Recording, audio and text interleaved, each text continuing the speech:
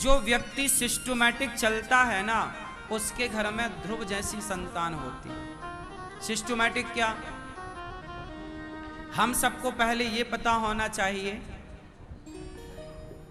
कि विवाह क्यों होता है। फिर ये उद्देश्य होना चाहिए कि हमें बच्चे क्यों चाहिए। आप लोगों ने बच्चे पैदा किए हैं, लगभग सबके बच्चे हैं। बताओ, आप लोगों ने बच्चे पैदा किए हैं, क्या उद्देश्य था? कोई उद्देश्य था भी कि बस हो गए? क्यों? बच्चे पैदा करने का कोई उद्देश्य था कि बस हो गए? था? पहले के लोग संतान उत्पन्न करने के पहले एक उद्देश्य रखते थे कि हमें संतान किस लिए चाहिए, क्या उद्देश्य हो। अच्छा, संतान कैसी चाहिए? भाई, आप बाजार जाते हो टीवी खरीदने तो पहले बजट बनाते हो ना, 10,000 है कि 50,000 है कि 1,00,000 है। बाजार में तो सब तरह की टीवियां हैं। आपका बजट क्या है? बजट है, उस हिसाब से आपको सब चीजें बाजार में मिल जाएंगी। उसी तरह पहले ये बताओ कि आपको संतान किस तरह की चाहिए। ज्ञानी चाहिए, उसका अलग प्रोसेस है। भक्त चाहिए, उसका अलग प्रोसेस है। राजा चाहिए, उसका अलग प्रोसेस है। पहले के जो राजा थे, दशरथ जी ने एक यज्ञ किया पुत्र उत्पन्न होने के पहले, हाँ या ना? दशरथ जी ने क्या किया? दशरथ जी ने अब प्लान किया कि बच्चा होना चाहिए। फिर क्या हुआ? उन्होंने कि यज्ञ किया। यज्ञ जब हुआ तो यज्ञ भगवान ने खीर खिलाई, और उस खीर को ग्रहण करते ही दशरथ जी कौन सा पुत्र चाहते थे? यज्ञ किया ऐसा पुत्र जो संसार का कल्याण करने वाला हो। तो दशरथ जी ने यज्ञ किया, जैसा पुत्र की कामना थी वैसा कार्य किया, तो संसार का कल्याण करने वाले राम पुत्र के रूप में उन्हें प्राप्त हो गए। भाई, संतान तो सब प्रकार की होती है।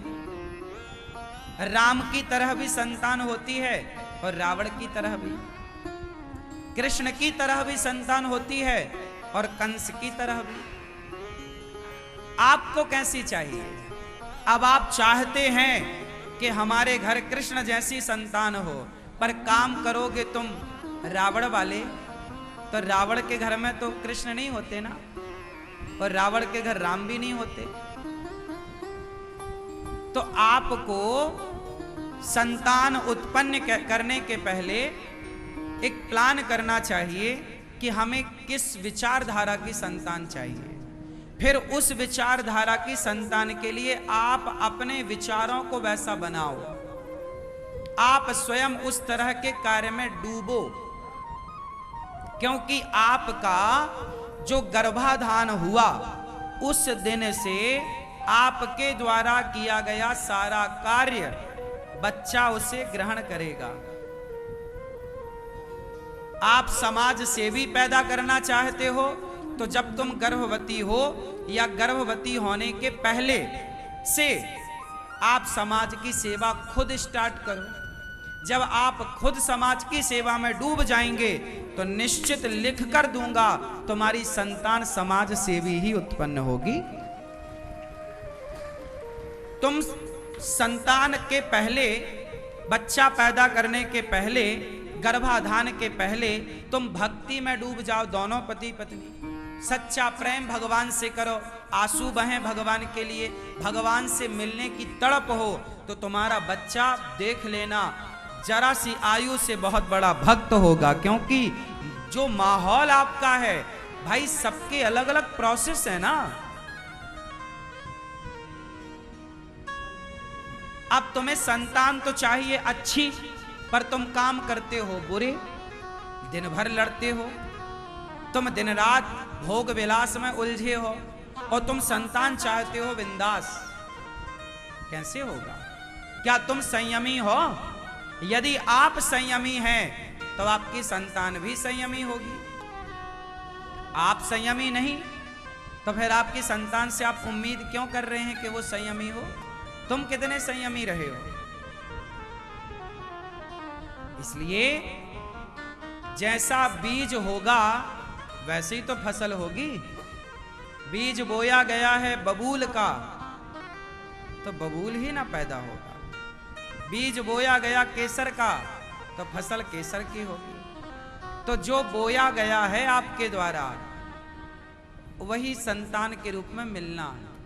इसलिए आजकल लोग संतान सब बढ़िया बढ़िया चाह रहे हैं, लेकिन कर्म बिगड़े हैं। इसलिए हमारे ऋषि मुनियों ने कहा कि आप पहले के राजा लोग जाते थे ना गुरुओं के पास, गुरुजी दशरथ जी गए वशिष्ठ जी के पास, गुरुजी बेटा नहीं हो रहा क्या करें? तब गुरुजी ने कहा यज्ञ करो। और पुत्रेष्टि यज्ञ वशिष्ठ जी ने कराया और पूछा कैसी संतान चाहिए? बोले जो जन कल्याण करने वाली हो। तो उस प्रकार का संकल्प हुआ, उस प्रकार का यज्ञ हुआ, उस प्रकार के देवता प्रकट भये, उस तरह की खीर मिली, उस तरह की संतान राम जैसी प्राप्त हुई, भरत जैसी संतान हुई। अब आपका प्लान क्या है? आजकल तो शादी हुई सीधा छोरा छोरी लड़का लड़की सीधा हनीमून में निकल जाते हैं। उन्हें कोई यज्ञ से, कोई पूजा से, कोई पाठ से, कोई घर की पूजा पाठ से, कुल देवी कुल देवताओं से कोई मतलब नहीं। पूजा से तो वो बड़े दूर हैं। उन्होंने तो शादी ही इसलिए की कि उन्हें भोग विलास करने का मौका मिले। उन्होंने कोई अच्छी संतान के लिए तो शादी की ही नहीं है ना। तो उन्होंने जो भोग विलास की कामना के लिए शादी की है तो उन्हें मिल रहा भोग विलास, और उसी तरह भोगी विलासी औलाद भी मिल जाएगी उन्हें मुफ्त में।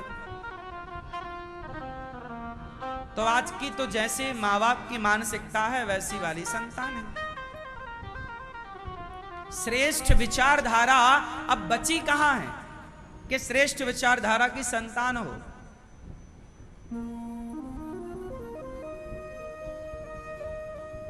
ये बातें आप मानो ना मानो पर बहुत मायने रखती हैं। यही बातें काम करती हैं, यही विचारधारा श्रेष्ठ, जो जिनकी संतानें श्रेष्ठ हैं निश्चित उनके माँ बाप का आचरण सबसे अलग होगा। उनके माँ बाप का आचरण तय करता है कि संतान कैसी होगी। देखो संतान तो सबकी हो रही है। आप लोग क्या चाहते महाराज जी? बस बच्चा हो जाए, बस हो जाए, हो जाए। ये नहीं सोचते आप कि कैसा बच्चा हो। लायक हो कि ना लायक हो। अब आपके बच्चे, बहुत सारे बच्चे भगवान को नहीं मानते। अब तुमने औलादें पैदा कर तो ली, लेकिन वो भगवान को मान ही नहीं रहे हैं, सही राह पर चल ही नहीं रहे हैं।